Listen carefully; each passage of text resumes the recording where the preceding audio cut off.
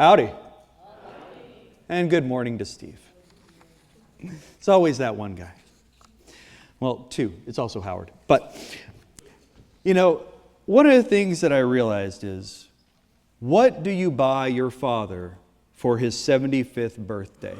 Oh, my word. That was this week. When you realize that your father is 3/4 of a century. Oh, my goodness. I like to say it that way, too, when I talk about, how is it going? 3/4 of a century. That's wonderful. Shush.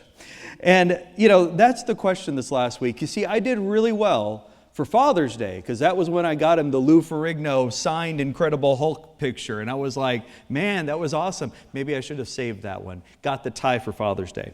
But a 75th birthday, it feels like it deserves something meaningful. You search for the perfect gift. Something maybe connected to a hobby or something memorable, something that expresses gratitude for a lifetime of love. Maybe you try to find something that is from 1951, but it's probably spoiled or broken by now.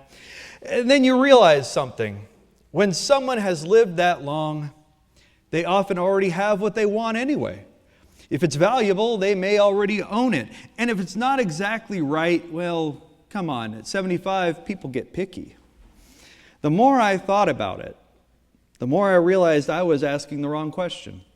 I was asking, what should I buy him that would be perfect? But maybe a better question was, how do I show him that I value him? I cherish him. I'm grateful for him. No gift can really complete a relationship. A present, it cannot replace years of sacrifice, love, memories. It simply becomes one small way of saying, I know you, I love you, I'm thankful for you. The relationship is what matters. I bought him a Home Depot gift card. It's going to be great. He needs a bunch of stuff there. He's going to be glad. We're going to do a hike this next week. My sister got him some of those night vision goggles. She's very creative. Yeah, it's going to be good. But perhaps that's how we often approach life. We keep searching for the perfect answer. We want the perfect decision, the perfect solution that finally settles everything. We want the diagnosis that removes every fear, the conversation that fixes every relationship, the ministry effort that reaches everybody, the decision that would guarantee that everything's going to be all right. We long for certainty. But often what we really want is certainty about everything except the one thing we already know, that God loves us. And again, God answers our longing in an unexpected way. Instead of giving us certainty about tomorrow, He gives us certainty about Himself. That's what we end up seeing with Jacob. Jacob spent his life trying to create certainty through his own strength. His name tells the story. Jacob means heel grabber, or the one who grasps. From the beginning, Jacob reached for what he wanted. He grasped for Esau's birthright. He grasped for his father's blessing through deception. He grasped for security and control. Whenever life became uncertain, Jacob tried to solve the problem himself. And eventually, his deception caught up with him. And Esau, he found out, and he was ready to kill him. So, you do what any good younger brother would do at a moment like that. Run away. Bravely run away. And he went to live with his uncle Laban, hoping that life would become easier. But instead, the deceiver became the deceived. Jacob worked 7 years to marry Rachel, but Laban tricked him into marrying Leah instead. You should probably check first, Jacob. Jacob then worked another 7 years for Rachel. And for 20 years, if you include the additional years where Jacob was trying to make his fortune and Laban kept tricking him, Jacob experienced what it felt to live under the manipulation he had once practiced on others. Sometimes God teaches us through blessings. Sometimes He teaches us by letting us see ourselves more clearly. Not because He wants to destroy or humiliate us, but because He wants to transform us. Finally, Jacob leaves Laban. And he begins the journey home. And the news comes. Esau is coming. He has 400 men with him. And suddenly Jacob's past comes rushing right back. You ever experienced that? The old wounds, the old regrets, the old fears. You think you've moved beyond something, but you discover it waiting for you again. And Jacob responds the way that Jacob always responds. He plans, he plots, he prepares. He sends gifts ahead. He divides his family into groups, but after all his planning, one thing remains beyond his control: tomorrow. That night, Jacob sends everyone across the river, his wives, his children, his servants, everything that represents his success, everything he's built. And Jacob is alone. No possessions, no schemes, no negotiations. Just Jacob and God. Genesis tells us Jacob was left alone and a man wrestled with him until the breaking of the day. Jacob doesn't know yet who he's wrestling. If you're reading this in the Hebrew, you'll hear something beautiful. At the Yabuk, Yaakov begins to Yevek. Say it 3 times fast. That's awesome. At the Jabbok, Jacob began to wrestle. The one who spent his life grasping for blessings is now just holding on. There's an important detail in the text that we often miss, though. The translation, it will often say, when the man saw that he did not prevail against Jacob. But the Hebrew, it actually says, when he saw that he did not prevail. Who was he? The answer becomes clear in the next verse. With a touch, God puts Jacob's hip out of joint. God is never defeated. There's never a contest to determine who's actually stronger. The question is not who will win. The question is, what is God actually doing? So God was bringing Jacob to the place where he finally encountered someone he could not manipulate. He couldn't deceive. He couldn't control. And Jacob says, I will not let you go unless you bless me. And notice the change. Jacob is no longer trying to take the blessing. He's asking to receive it. He's begging. That is where transformation begins. God asks Jacob, what is your name? A strange question, right? God already knows his name. Why does he need to ask? But it's not for God. It's for Jacob. Because Jacob must say it himself. Jacob, the heel grabber, the deceiver. The man who spent his life trying to secure blessings by his own strength. And God says, your name shall no longer be called Jacob, but Israel, for you have striven with God and with men and have prevailed. Jacob receives a new identity. His life will no longer be defined by grasping.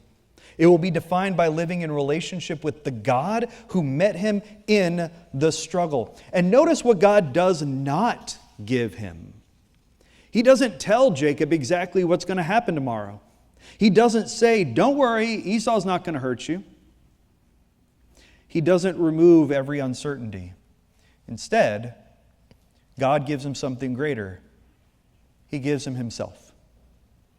Jacob still has to cross the river. He still has to face Esau. He still has to confront the years of guilt and fear. But now, Jacob is different. Before God gives him certainty about circumstance, he gives him certainty about his identity. And Jacob names the place Peniel. For I have seen God face to face, Peniel, and yet my life has been delivered. The one Jacob thought was only a man was God himself.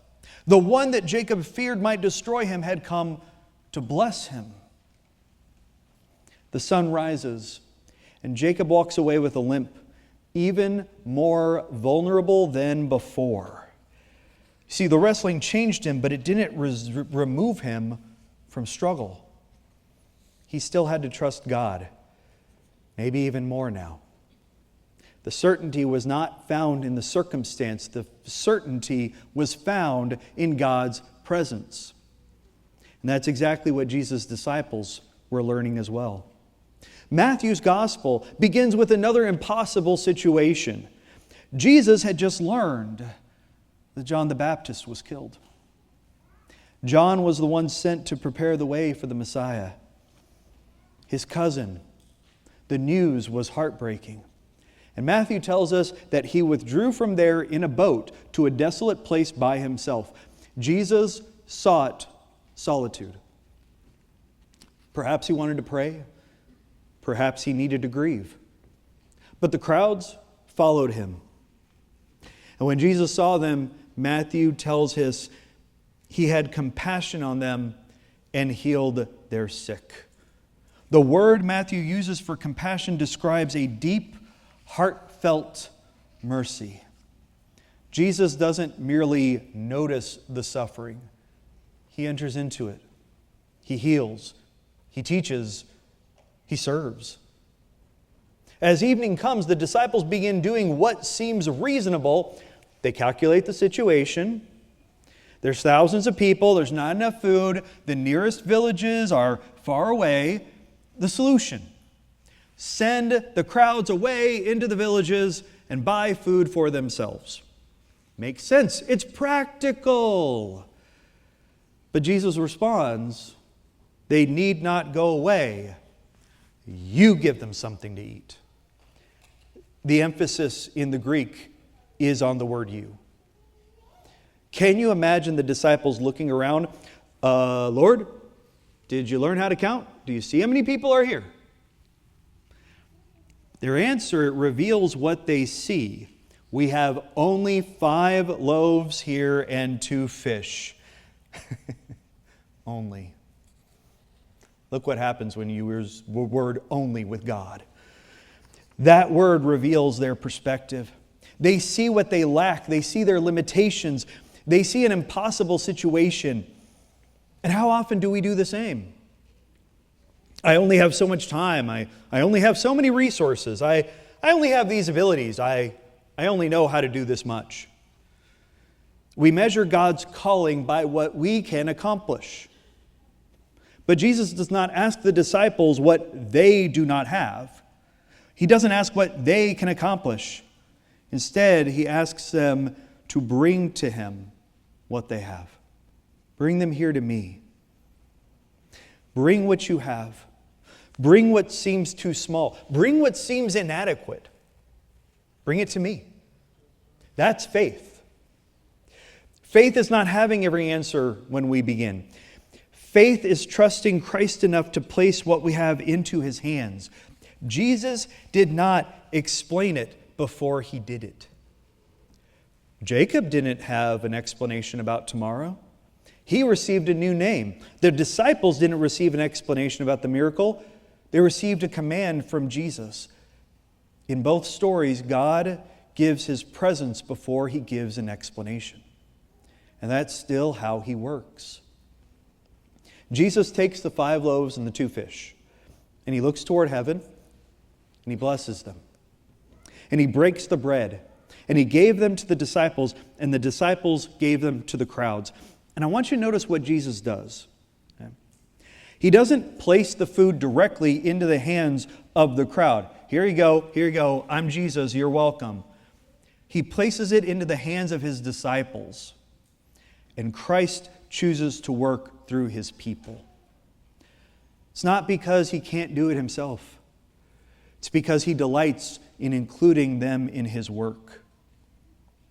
The miracle belongs entirely to Jesus, and the disciples have the privilege of participating. And by the end of the day, they all ate and were satisfied. Everyone received what they needed. The disciples, they gathered the leftovers. Was it a few pieces remaining? Just a little bit here and a little bit there? 12 baskets full. They looked at 5 loaves and 2 fish and thought, there's not enough. And now, each one of them carries evidence of God's abundance. 12 baskets. Every disciple has a basket full. What changed? Not their resources, not their abilities, Christ. The issue was never whether Jesus could provide. The issue was whether they trusted Him enough to bring Him what they had. And that is where these two stories meet our lives as well. Because the wrestling, it doesn't happen only beside the Jabbok River. It happens in our hearts. We wrestle with decisions. We wrestle with disappointment. We wrestle with grief. We wrestle with guilt. Broken relationships, children and grandchildren we worry about, health concerns, questions where we don't have easy answers. But beneath much of that wrestling is the same desire Jacob carried. We want certainty. We want to know we made the right decision. We want to know who to blame, and we want to know it wasn't us. We want to know things are going to work out, and we want to know that our efforts mattered and that the future is set before we step into it. But God, always the great way to start any sentence, but God often gives us something different.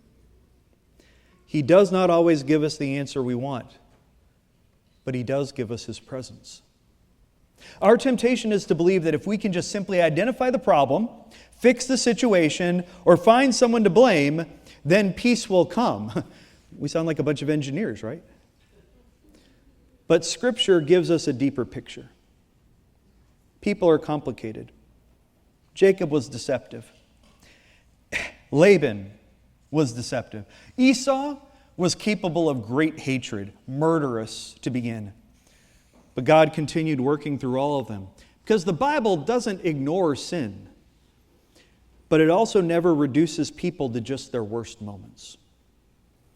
Healing requires more than finding someone to blame.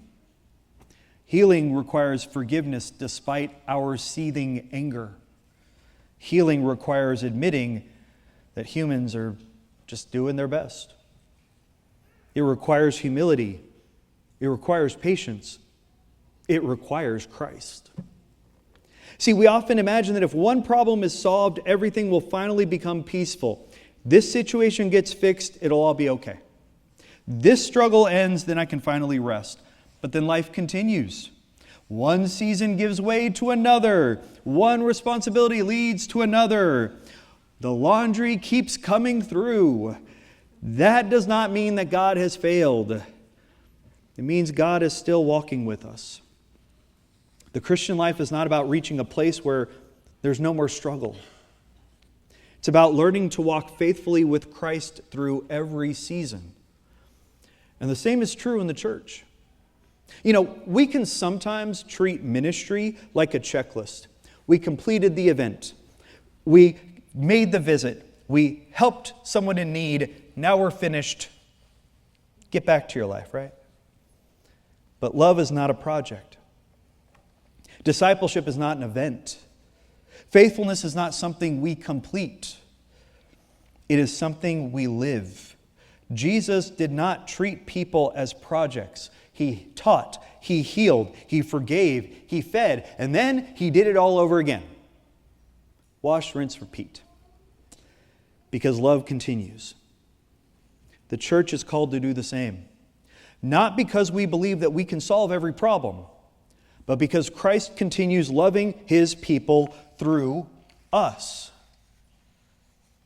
See, Jacob wrestled beside the Jabbok, but in the Garden of Gethsemane, Jesus wrestled in the darkness alone.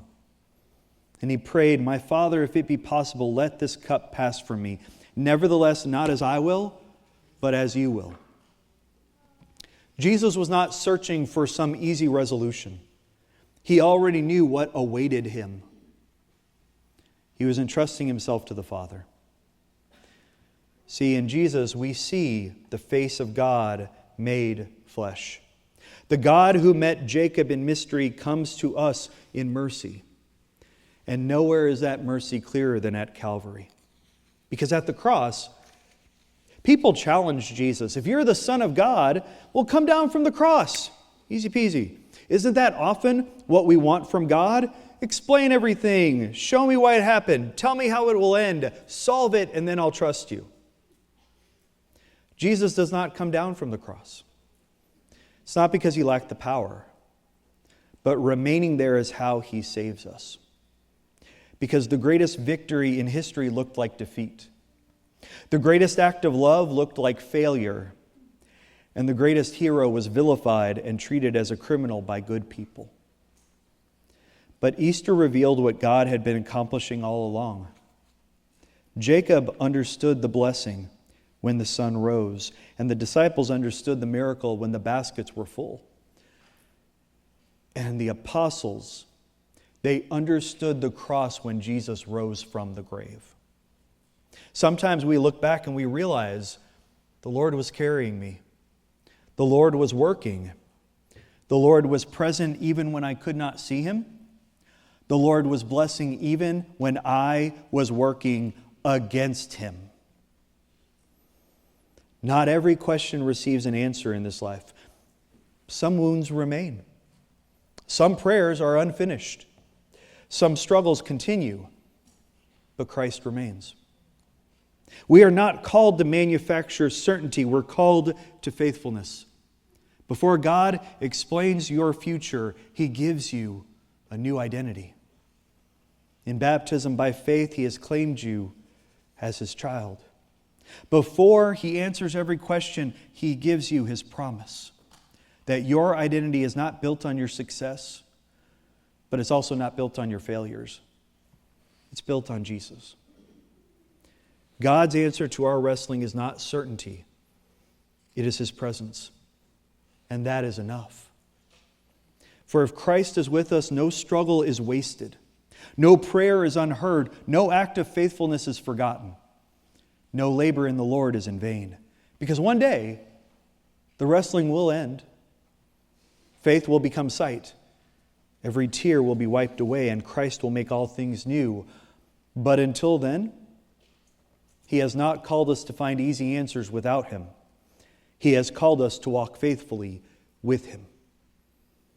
And I would rather spend a lifetime wrestling with Christ beside me than find an easy answer without him.